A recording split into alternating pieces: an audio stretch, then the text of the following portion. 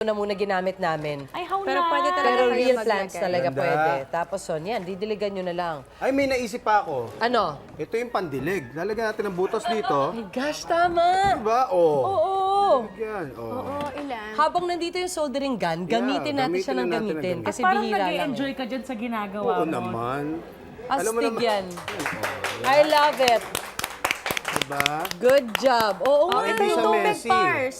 Ayan, sige. Lagay natin I-push doon. na natin. Okay.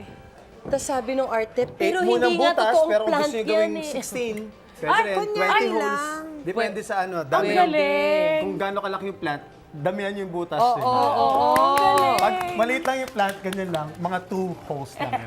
Iba kang Pero ganun kalaki yung lalagyanan Oo, mo. para madaming diligan.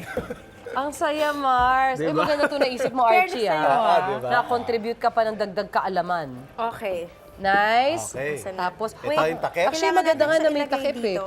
Yan. Kasi tumulo Dito mo siya. i-shoot to. O, i-ready din natin yung tissue pag nagkalat. Okay, Yan. tanggalin mo na. natin saksak nito. Baka... Yeah, very good ka rin dyan. Okay. You Mars, know? diligan mo na!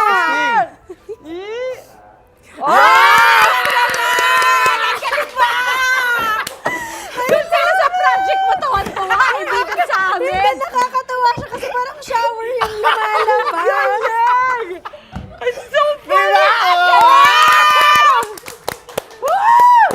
Kung ako sa'yo, Mahusay, gumana kayo ng pandilig mahusay. nyo. Saya. Kaya yung mga pinagbilhan niya ng mga ano bang binibili dito, Mars? Ano ito mga fabric softener, ba to? yes. Itabi niyo yung Tapos mga itapon yan. nyo yung fabric softener para makagawa.